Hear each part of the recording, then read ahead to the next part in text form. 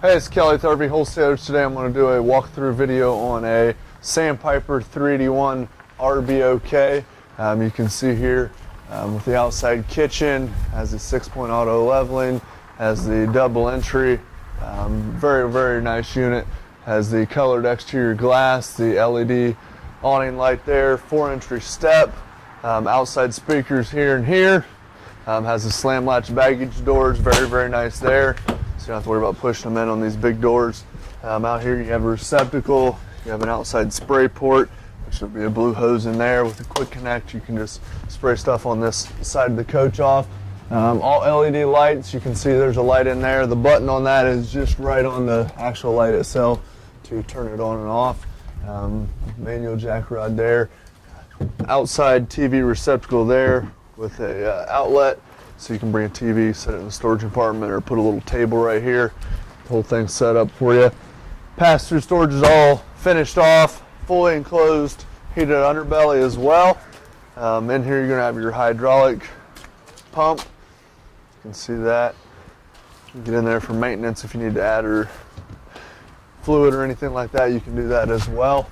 Up here on the front, right here you have a full-size spare. You can see that there.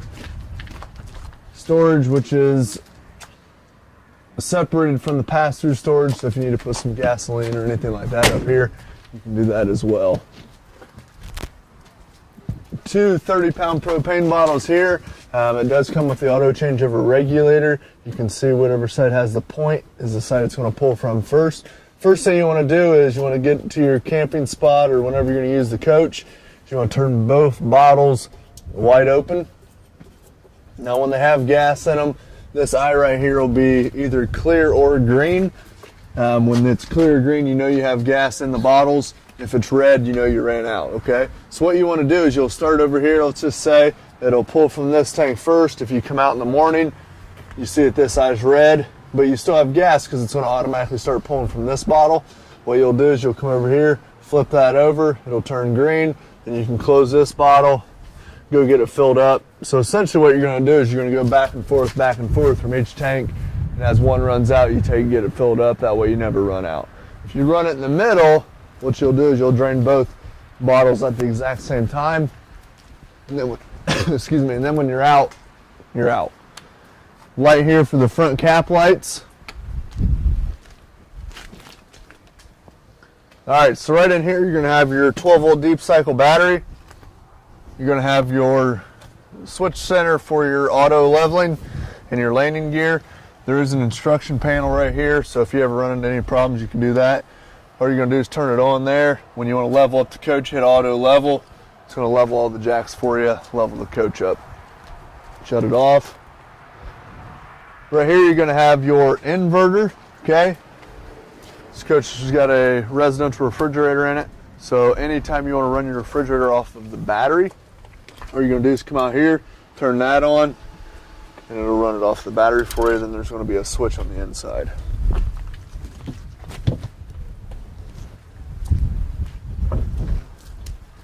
Okay, right in this compartment here, it's the other side of your pass-through, plus all your controls right here as well. Again, you have a light here, turn it on and off. This is your battery disconnect, so if you're not using the coach, just turn this little red lever here, and it disconnects the battery, so your little carbon monoxide detectors, LP detectors aren't going to pull from the battery, okay? Then right here you have a little door right here, so you can run your hoses, your cables up through. Then you can shut your compartment door, that way no one can tamper with your stuff.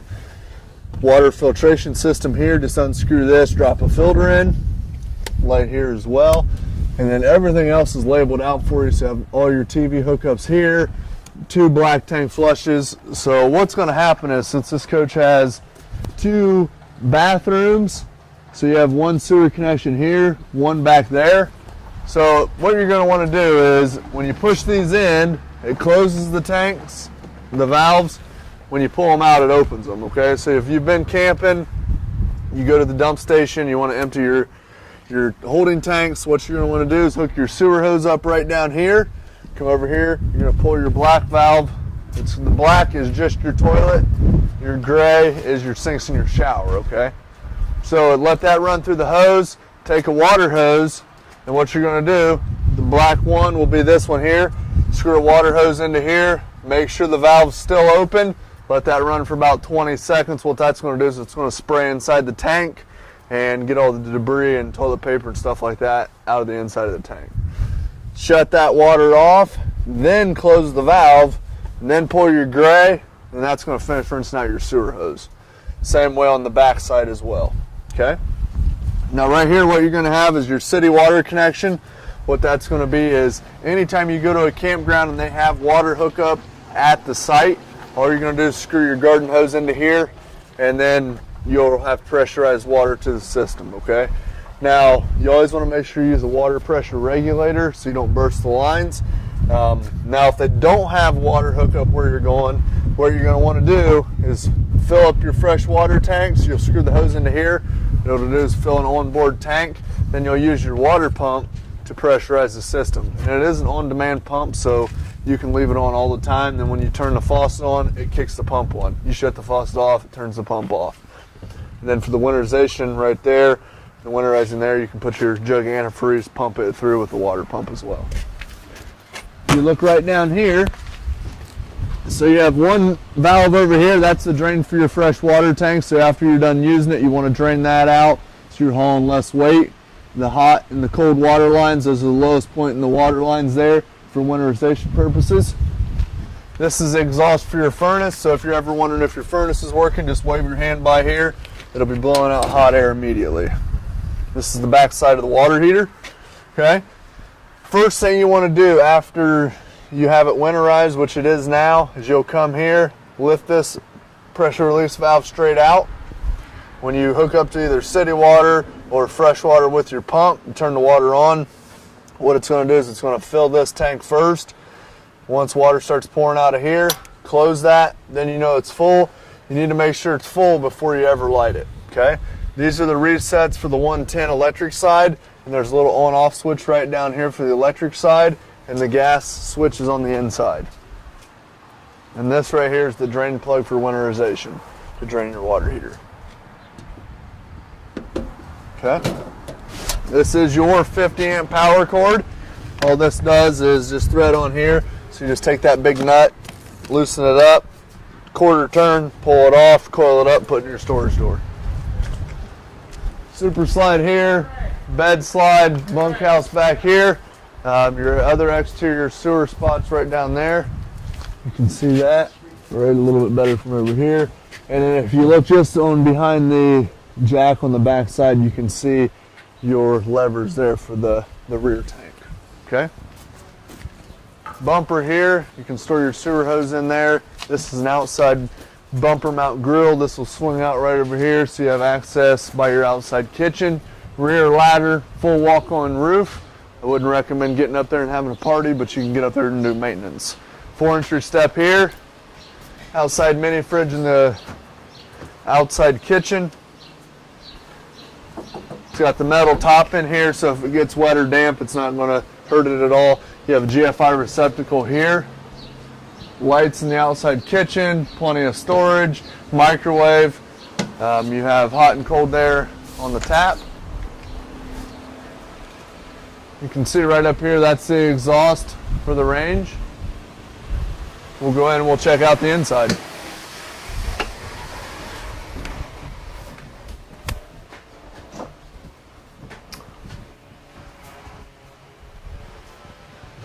So the awning is power, and the button for that's going to be right here. What you'll want to do, and you can look out here while I run the awning out. When you run it out, what you'll look for is you can see when that starts to change colors right there, and you start to see the tube, that's when you want to stop. You don't want to overextend it, okay? And then to run it in, just hold it down. It'll run the awning in. You'll hear it hit the side of the trailer, and you're all set. And that will run just off the 12-volt battery as well. If you lose power, then you let off. Okay? This is your control center here. So you can see again, everything's spelled out for you. Real easy to follow, real easy to read. The slide outs are on one switch because they are hydraulic. Least resistance will go first, and the same way coming in. Okay? This is the water heater on gas. Okay, so what will happen is after you've turned your bottles on, come to the stove, purge the lines, what you'll do is, and then make sure the water heater is full like I showed you outside, flip this switch on. What it'll do is it'll try to ignite 3 times. If it doesn't fire, this will light up. If it lights up, all you're going to do is shut the switch off, wait about 15 seconds, then you can turn it back on and it'll try 3 more times. Here's the switch for the water pump, switch for the inverter. So if you do want to run your residential refrigerator off of battery, all you're going to do is flip that switch outside on the inverter, come in here, flip this switch. What that's going to do is then allow you to run it off just your battery. Okay? Awning switch is here, slide switch is here. So the battery is going to trickle charge anytime you're plugged into power. This is going to be your fresh, your galley 1, gray 1, black 1, and then 2. All you do is switch these buttons over and it'll show you on the second one. Okay? It's pretty self-explanatory there. TV, sound bar, DVD player. You do have the fireplace down here. It is 110, so you have to be plugged into Shoreline to be able to use the fireplace. You can have it set up if you just want to run it for looks, or if you want to run it for heat. It will produce some BTUs as well. So very, very nice there. As far as the actual furnace in the coach, all the heat's ducted through the floor. The AC is ducted through the ceiling. Okay. Now the refrigerator, you'll want to leave this in here for any time you're traveling. That way the doors aren't flying open, because it's not like a regular RV refrigerator where it has that little lock on it. So you'll just thread this in, then when you get to where you're going, you can pull it out, stow it away in the drawer. That way you know where it's at. Okay? Over here in the kitchen, first thing you're going to want to do once you get inside the coach after you've parked it at the campground, turn both your propane bottles on the outside, come here to the stove, flip up the cover, turn all 3 burners on high, use your sparker knob to light those burners. Let those burn for about 20 seconds. What that's going to do is it's going to get all the air out of the lines. It's going to purge the gas system for you. Okay? That way when you go to run your water heater, furnace, everything will fire properly. The oven, you're going to turn this over to pilot. You're going to push and hold. Take like a stick lighter or a match. Hold it down here. Light the pilot up. Then you can adjust the degrees. Okay? Microwave here, just like at home. You have to be plugged into 110 to utilize that as well. Solid surface countertops. A lot of times people use the back side of these sink covers as cutting boards. Nice residential faucet here. Plenty of storage throughout. You can see that there. Lights above. This couch is going to be a Trifold sofa. So all you're going to do is pull the back cushions off. Set them over here for now. You're going to lift up on the bottom edge right here. Just lift up, then you're going to pull out, and you can see it has 2 legs here. Just open those up. You're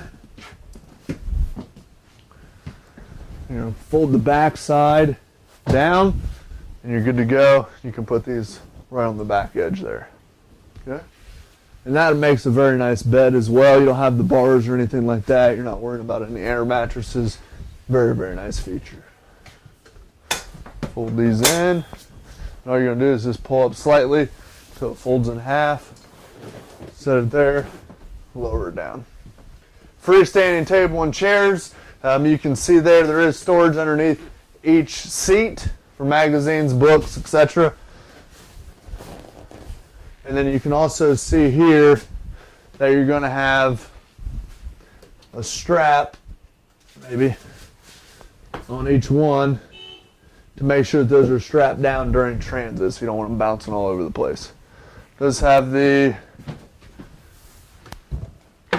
nice shades here as well, and you can stop those wherever you would like. Now there are switches on the lights themselves for the ones that don't have an actual switch on the control panel. Okay, so this is going to be your thermostat just like your one at home. All you're going to do is power it up. If you want to run the fan, if you want to program it, mode as far as AC or furnace, utilize that all right here. Mode for 2 airs. Back here in the bunkhouse, Very nice spacious bunk room here. You can see that, and you just want to make sure that whenever you run these slides in, before you run them in, snap this, because what will happen is if this door comes open and you run the slides out, it'll peel it right off the hinges. Okay, nice big bunk here, storage on this side. Over here you have a flip up bunk that you can pin and stow away. Nice trifold sofa on the back side there. Nice full bath back here, stand up tub shower, exhaust fan, foot flush toilet, switch for the fan there, receptacle, heat's ducted in here as well as air. Nice wood look flooring, plenty of storage here. The rear air conditioner's there. This coach does have a 12-volt ceiling fan as well. Fire extinguisher. Over here you have an LP detector, which is going to tell you if you have a gas leak. Right down here, you're going to have your breakers and fuses. So these are all 110 breakers. They're all labeled here. 12-volt fuses, all labeled right here. Step light as well. This is for your ceiling fan, the big switch. Go in here and check out the master bath. You can see it has a nice big stand-up walk-in shower. Has a stone cast sink, which will withstand up to about 500 degrees as well. Porcelain foot flush toilet. Skylight over the tub. Very, very nice features. In here in the master, it'll obviously have the second air in here. Has storage underneath the bed for linens and such. You have a nightstand on both sides of the bed. You're going to have an outlet on both sides of the bed and a window on both sides of the bed. So very, very nice little storage spot over there.